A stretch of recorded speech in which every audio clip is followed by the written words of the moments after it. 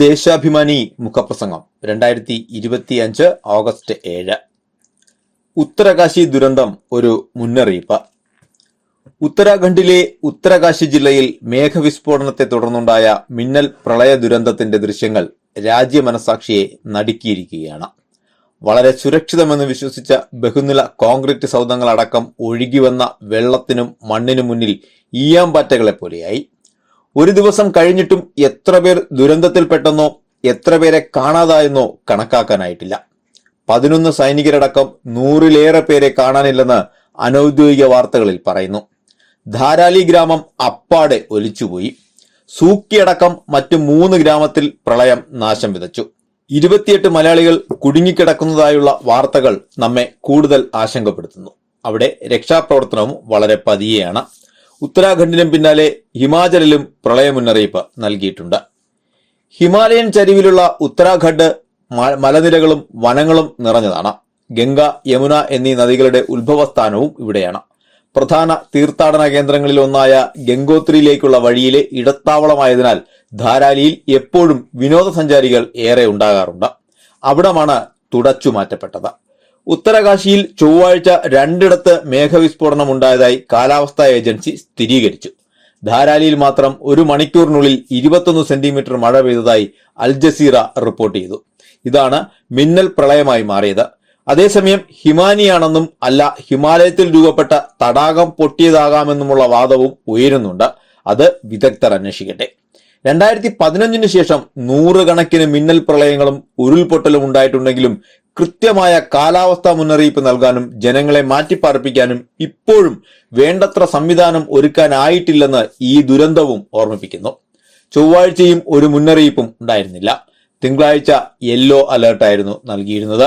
2013 കേദാർനാഥിലും 2021 ചാമോലിയിലും വൻ ദുരന്തങ്ങളുണ്ടായി. ഉത്തരാഖണ്ഡിലെ തന്നെ ജോഷിമഠിൽ ഭൂമി ഇടിഞ്ഞു താഴുന്ന പ്രവണതയും തുടർച്ചയായി സംഭവിക്കുന്നുണ്ട്. 2022 ഡിസംബറിനും 2023 ജനുവരിക്കുമിടയിൽ 12 ദിവസത്തിനകം 5.4 സെന്റിമീറ്ററാണ് ഇവിടെ ഇടിഞ്ഞത്. ഒരു വീണ്ടു വിചാരവുമില്ലാതെ ശാസ്ത്രീയ പഠനത്തിന്റെ പിൻബലമില്ലാതെ നടത്തുന്ന നിർമ്മാണങ്ങൾ ദുരന്തത്തിന്റെ വ്യാപ്തി വർദ്ധിപ്പിക്കുന്നു. സമുദ്രനിരപ്പിൽ നിന്ന് 6000 അടി ഉയരമുള്ള ഇവിടെ ഹോട്ടലുകൾ, ഷോപ്പുകൾ, ടൂർ ട്രക്കിംഗ് ഗ്രൂപ്പുകളുടെ ഓഫീസ് എന്നിവയടക്കം ഏതാണ്ട് 400ഓളം വാണിജ്യ സ്ഥാപനങ്ങളുണ്ട്. ഇതുകൂടാതെ സൈന്യം, Indo Tibetan border police, national thermal power corporation, Jayprakash power venture എന്നിവയുടെ കൂറ്റൻ നിർമ്മാണങ്ങളുമുണ്ട്. മുമ്പുണ്ടായിട്ടുള്ള ദുരന്തങ്ങളുടെ ഒന്നും പാഠം ഉൾക്കൊള്ളാതെയാണ് കേന്ദ്രത്തിലെ മോദി ഭരണവും ഉത്തരാഖണ്ഡിലെ പുഷ്കർധാമി സർക്കാരും നിർമ്മാണങ്ങൾക്ക് പച്ചക്കൊടി കാട്ടുന്നതെന്ന് കാണാൻ കഴിയും. ഉത്തരകാശിയിലെ ഈ ദുരന്തം കേരളമടക്കമുള്ള മറ്റു സംസ്ഥാനങ്ങൾക്കും വലിയ പാഠം നൽകുന്നുണ്ട്. വയനാട്ടിൽ 298 പേരുടെ ജീവനെടുത്ത മുണ്ടക്കൈ ദുരന്തത്തിന് 1 വർഷം കഴിഞ്ഞതേയുള്ളൂ. മുണ്ടക്കൈയിലും മേഘവിസ്ഫോടനം തന്നെയായിരുന്നു വില്ലൻ. ഉത്തരകാശിയിൽ സംഭവിച്ച പോലെ കേന്ദ്ര കാലാവസ്ഥാ ഏജൻസി അന്നും മുന്നറിയിപ്പ് നൽകിയിരുന്നില്ല. പക്ഷേ 2 ദിവസം കൊണ്ടവിടെ കോരിച്ചൊരിഞ്ഞത് 57.2 സെന്റിമീറ്റർ മഴയായിരുന്നു. ആഗോളതാപനവും അതിന്റെ പശ്ചാത്തലത്തിലുള്ള കാലാവസ്ഥാ വ്യതിയാനവും മഴയുടെ സ്വഭാവത്തിൽ വരുന്ന മാറ്റവും കൂടുതൽ ഗഹനമായ പഠനത്തിന് വിധേയമാക്കേണ്ടതുണ്ട്. ആഗോളതാപനത്തിന്റെ ഭാഗമായി അറബിക്കടൽ പെട്ടെന്ന് ചൂട് കൂടുന്നതാണ് പ്രധാന പ്രശ്നം. മറ്റ് സമുദ്രങ്ങൾ 100 വർഷം കൊണ്ട് 1 ഡിഗ്രി സെൽഷ്യസിൽ താഴെ മാത്രം ചൂടായപ്പോൾ അറബിക്കടലിൽ 1.1 ഡിഗ്രിക്ക് മുകളിൽ ചൂടുകൂടി. ഈ അന്തരീക്ഷ താപവർധനയാണ് കൂറ്റൻ മേഘങ്ങൾ രൂപം കൊള്ളാൻ കാരണമാകുന്നതെന്ന് പഠനങ്ങൾ പറയുന്നു. സാധാരണയായി കാലവർഷ സമയത്ത് ഉയരം കുറഞ്ഞ മേഘങ്ങളാണ് കാണപ്പെടുക.